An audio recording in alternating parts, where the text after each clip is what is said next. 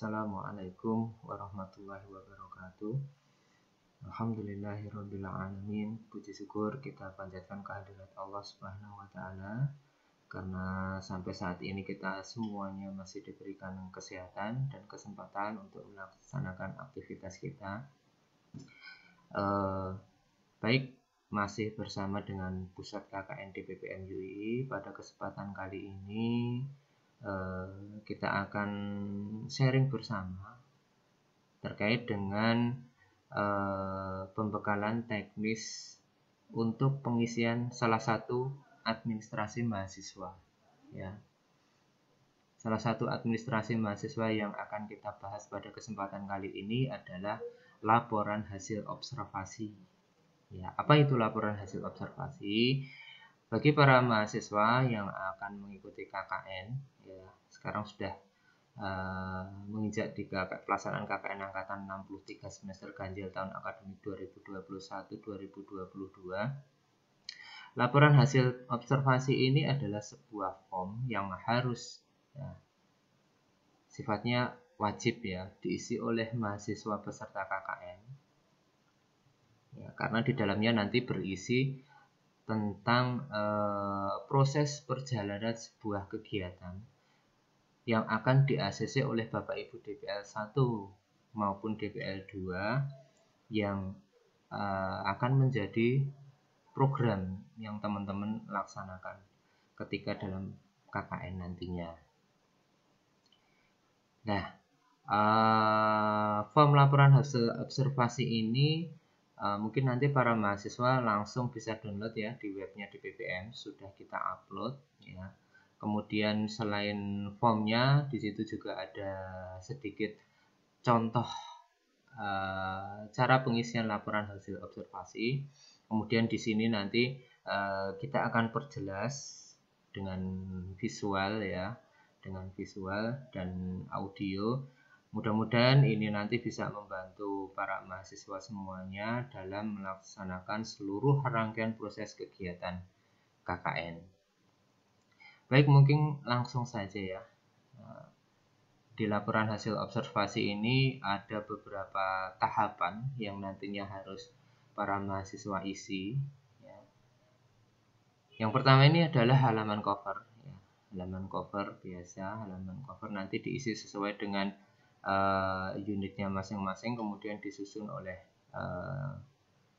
mahasiswa. Kalau nanti programnya program individu, ya,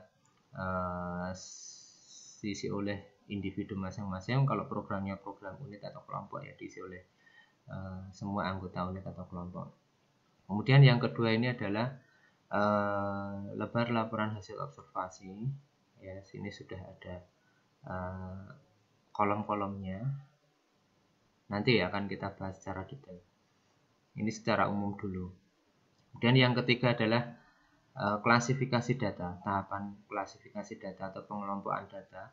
Yang keempat itu adalah analisis. Kemudian yang kelima ini adalah RKTL atau rencana kerja tindak lanjut.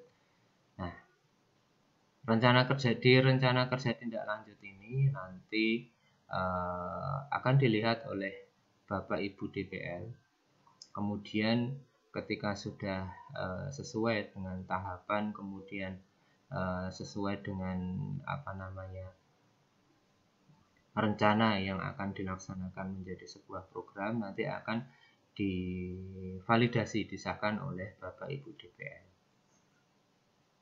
Mungkin langsung saja ke teknis pengisian. Untuk teknis pengisian, nah, ini langsung. Yang pertama ini adalah halaman pengesahan tadi. Nanti unit diisi sesuai dengan unit masing-masing, misalnya unit 1, unit 2, dan seterusnya. Kemudian disusun oleh nama mahasiswa, kemudian nomor mahasiswa. Nah, ini tahapan pertama yang nanti para mahasiswa harus lakukan, kemudian diisi di sini. Nah, lembar pertama laporan hasil observasi. Nah, ini merupakan aktivitas observasi atau pencarian data yang para mahasiswa lakukan. Nah, di sini saya contohkan saya sebagai peserta mahasiswa KKN. Nah, karena ini proses pelaksanaan KKN-nya itu adalah daring atau online. Nah, saya masih di rumah, tidak di Jogja posisinya, dan asli saya itu saya contohkan dari Desa Banjarsari, Kecamatan Samigalo, Kabupaten Kulon Progo, karena memang desa tersebut itu sering kita jadikan sebagai mitra lokasi KKN. Nah, apa yang harus saya isikan ketika saya mengikuti KKN? Yang pertama adalah di laporan hasil observasi ini adalah melakukan observasi atau pengamatan. Nah, karena saya mau pengamatan secara langsung, nah ini misalnya nomor 1 ya, hari Ahad tanggal 1 Agustus 2021. Nah, sumber data ini adalah contohnya Ibu Sri Lestari, pemilik UMKM Keripik Singkong, Desa Banjarsari, Kecamatan Samigalo. Metodenya wawancara dan pengamatan langsung. Nah, data ini disesuaikan dengan disiplin ilmu masing-masing para mahasiswa ya. Misalnya ini terdapat usaha kecil pembuatan keripik singkong. Produksi dilakukan secara manual, belum memanfaatkan teknologi sederhana. Belum ada variasi rasa, belum ada inovasi kemasan, dan masih kesulitan pemasaran. Sama, yang nomor 2 ini adalah wawancara dan pengamatan secara langsung. Yang kedua ini misalnya Bapak Sunarto, Kepala Desa Banjarsari, Kecamatan Samigalo. Nah, ini masih terkait dengan UMKM tadi. Jadi sumber datanya itu dari pemilik. Pertama dari Ibu Sri Lestari, pemilik UMKM. Yang kedua itu dari Bapak Sunarto. Nah, dari Bapak Sunarto Kades itu data yang diperoleh dari wawancara itu beliau menyampaikan bahwa usaha kecil pembuatan keripik singkong sudah mendapatkan pelatihan dari Dinas Perindustrian 1 kali. Nah, kemudian keterampilan pelaku usaha dalam produksi masih kurang, kemudian mengelola keuangan belum baik, dan belum ada izin PIRT-nya. Ya. Nah, laporan hasil observasi nomor 1 dan nomor 2 ini ada di sini keterangannya. Laporan hasil observasi ini diisi oleh mahasiswa, bisa dilakukan pengambilan data secara langsung. Nah, nomor 1, nomor 2 ini pengambilan data secara langsung. Nah, nih. Nomor 1 dan nomor 2 ini adalah simulasi observasi yang dilakukan mahasiswa secara langsung di tempat tinggal mahasiswa. Misalnya mahasiswa berasal dari Desa Banjarsari, Kecamatan Samigalo, Kulon Progo. Ini contoh data yang diambil bidang pemberdayaan masyarakat yang berkaitan dengan UMKM. Ya, karena mahasiswanya saya contohkan ini dari prodi ilmu ekonomi misalnya. Nah, nanti menyesuaikan kalau prodinya yang lainnya. Kemudian lanjut nomor 3. Pada hari Selasa saya melaksanakan observasi lagi ini dengan melihat, karena ini online ya, jadi observasinya itu tidak harus secara langsung, tapi bisa melihat di sini keterangannya. Nah, pengambilan data secara sekunder dari referensi umum, misalnya media online, media massa, profil desa, dan lain-lainnya. Ini kita ambil dari harian KR misalnya. Kemudian metodenya itu data sekunder. Nah, isinya apa? Data yang diperoleh pada bulan Oktober-Desember 2020, jumlah laporan orang tua wali murid ke Dinas Pendidikan Kulon Progo mencapai 300 laporan yang berisi metode mengajar guru-guru SD negeri dalam pembelajaran online murid hanya diberikan tugas saja. Jadi guru tidak ada penyampaian materi ke murid. Nah, kemudian adanya usulan dari orang tua murid ke Dinas Pendidikan melakukan proses pelatihan kepada guru dalam metode mengajar secara online agar proses belajar mengajar terjadi interaksi antara guru dan murid walaupun pada masa pembelajaran online. Nah, ini nomor 3 ini. Nah, data yang diambil dari media umum secara sekunder untuk bidang pembelajaran atau pendidikan sekolah. Kemudian lanjut yang nomor 4 ini kembali di wawancara dan pengamatan secara langsung hari Rabu ini misalnya tanggal 4 Agustus jam 1 sampai dengan jam 3. Ini sumber datanya Bapak Sakiman, Ketua P2A Kecamatan Kulon Progo. Metodenya wawancara dan data keagamaan di kecamatan. Nah, data yang diperoleh yaitu jumlah TPA yang sudah terdaftar di kecamatan ada 30 kelembagaan TPA. Kemudian yang aktif berkoordinasi dengan kecamatan dan melakukan pembinaan kader itu hanya 10 kelembagaan TPA. Permasalahan yang paling banyak adalah pengajar atau ustadz yang konsisten mengajar TPA. Kurikulum TPA yang belum baik. Nah, ini data nomor 4 diambil secara langsung di Kecamatan Samigalo karena mahasiswa tadi berasal dari Kecamatan Samigalo seperti nomor 1 dan nomor 2 tadi. Ini adalah data terkait dengan bidang dakwah. Nah, jadi 3 bidang sudah terwakili di sini ya.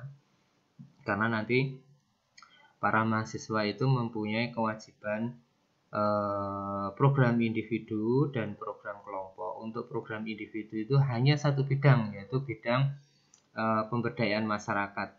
Nah, ini contohnya di observasi yang nomor 1 dan nomor 2 tadi. Kemudian untuk program unit atau program kelompok itu ada 2 bidang. Yang pertama itu adalah bidang pendidikan, pendidikan sekolah dasar menengah. Kemudian yang kedua itu adalah program dalam bidang dakwah. Ya. Nanti untuk program unit atau program kelompok itu saling berkoordinasi. Tentunya nanti akan mendapatkan bimbingan dari Bapak Ibu DPR masing-masing agar nanti program yang diangkat itu mempunyai kemanfaatan untuk masyarakat secara umum. Nah, tahapan selanjutnya tadi yang pertama itu adalah tahapan laporan hasil observasi. Tahapan selanjutnya adalah tahapan klasifikasi data atau pengelompokan data. Nah, ini saya ambil dari 3 bidang ya yang wajib harus nanti para mahasiswa laksanakan. Contohnya yang pertama itu bidang pemberdayaan masyarakat. Tadi dari hasil observasi di atas itu kemudian kita kumpulkan, kita kompilasi data dari berbagai metode.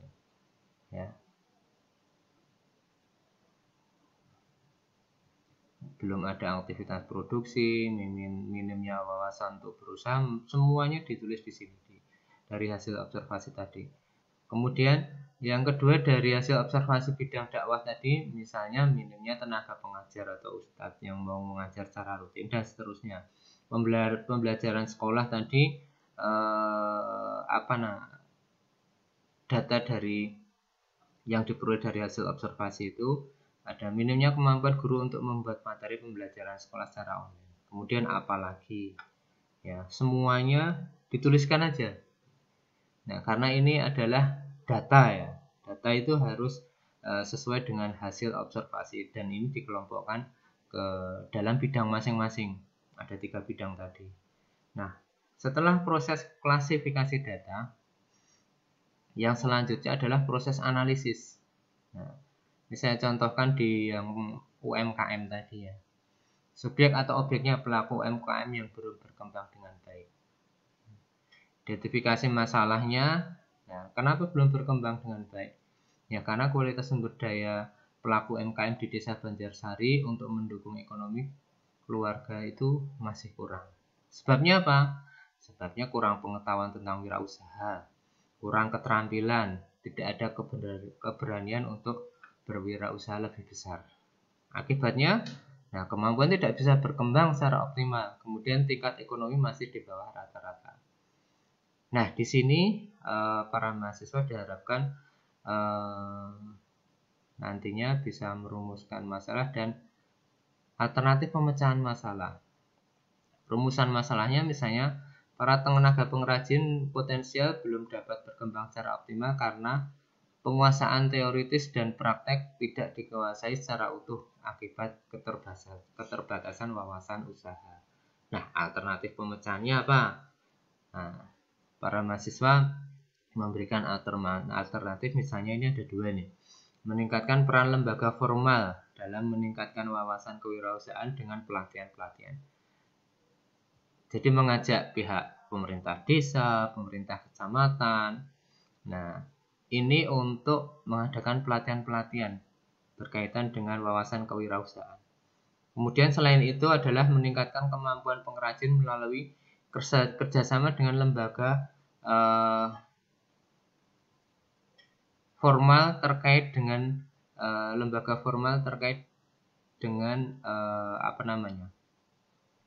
pelatihan-pelatihan tadi, misalnya dengan Deperindap, kemudian dengan CSR yang lainnya. Nah, alternatif pemecahan masalah ini bisa ada beberapa macam, ya, ada beberapa macam, tidak hanya 1, 2, 3. Nah, nanti para mahasiswa bisa merumuskan sebanyak mungkin. Kemudian di kolom terakhir ini adalah skala prioritas penyelesaian masalah. Nah, ketika itu urgent sekali adalah nanti bisa diisi di prioritas 1, kemudian di prioritas 2 atau prioritas 3, sesuai dengan kebutuhan masyarakat mendesak atau tidak.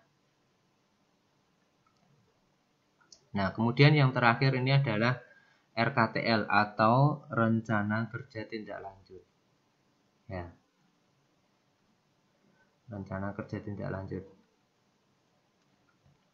Nah, ini saya contohkan yang observasi tanggal 1 Agustus tadi, ya, pengamatan dan pengambilan data UMKM di Desa Banjarsari. Nah, di sini nanti proses penyusunan program itu ada nih. Nah, ada 3 tahapan ini. Nah, klasifikasi data hasil dari observasi tadi tanggal berapa? Di sini ditulis tanggalnya nanti.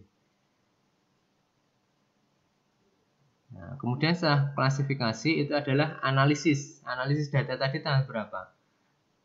Yang halaman di atasnya tadi, ya. Kemudian perumusan rencana program itu tanggal berapa?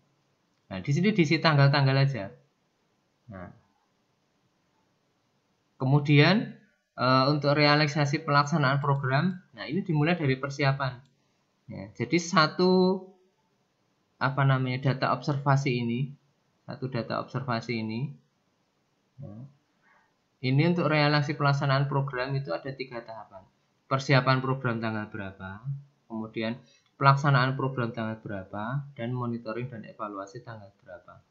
Kemudian yang terakhir ini adalah pembuatan laporan, luaran dan laporan.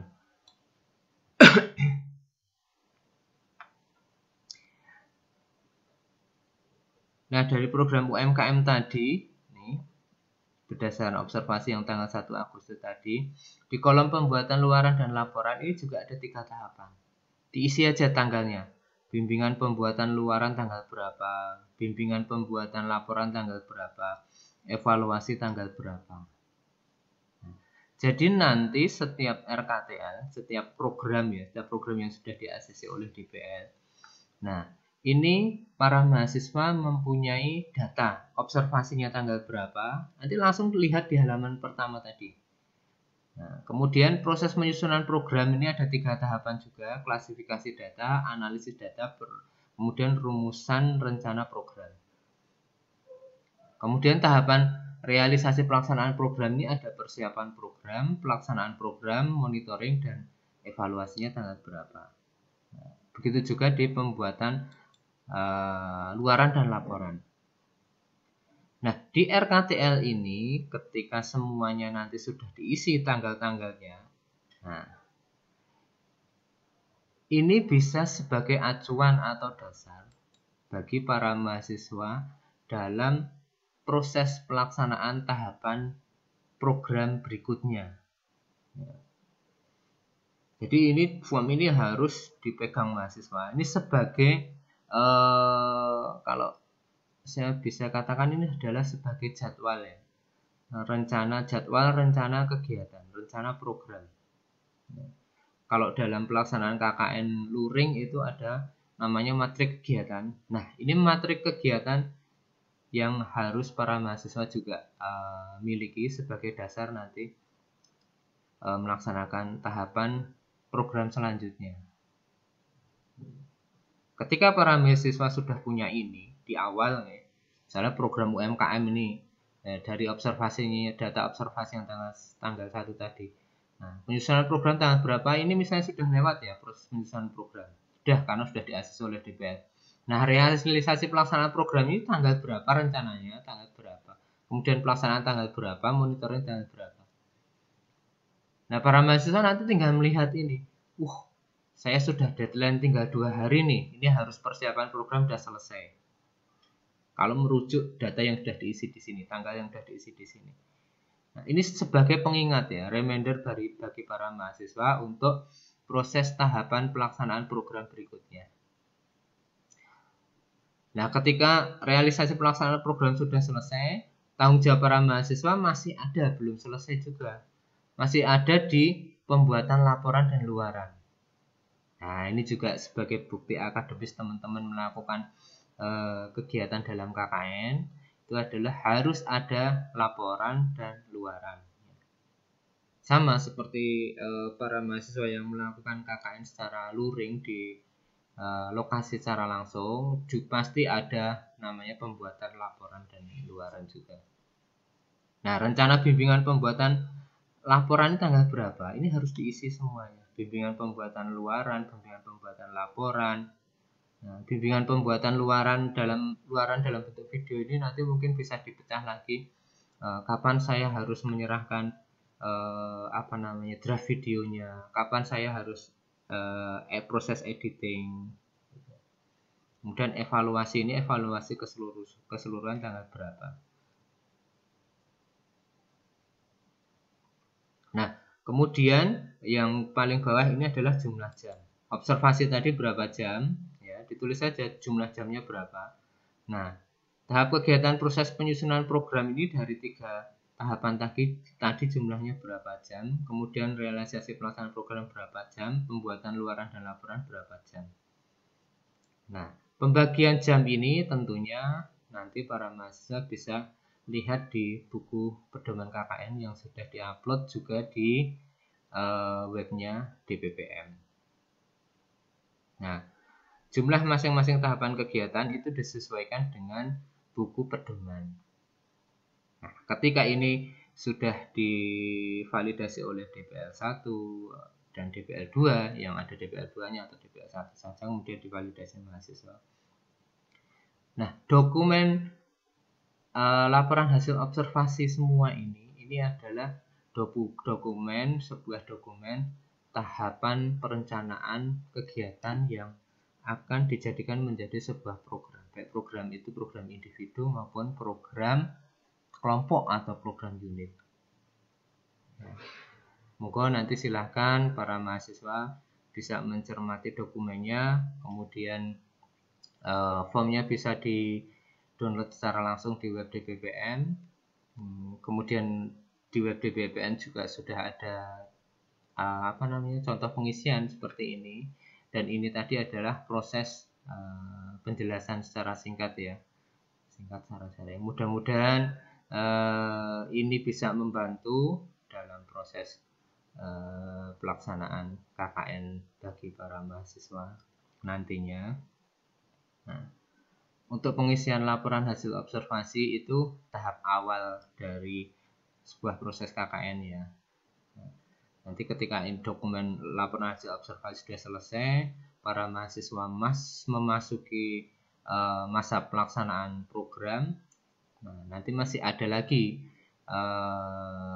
administrasi yang harus diisi, yaitu adalah buku catatan kegiatan harian yang juga sudah ada videonya. Nah, mungkin itu saja ya yang bisa kami sampaikan pada kesempatan kali ini. Sedikit sharing berkaitan dengan salah satu administrasi mahasiswa, yaitu pengisian laporan hasil observasi. Mudah-mudahan bisa bermanfaat, bisa membantu proses pelaksanaan KKN yang dilaksanakan oleh para mahasiswa dalam angkatan 63 semester ganjil tahun akademik 2021-2022. Kurang lebihnya saya mohon maaf. Billahi taufiq wal hidayah. Wassalamualaikum warahmatullahi wabarakatuh.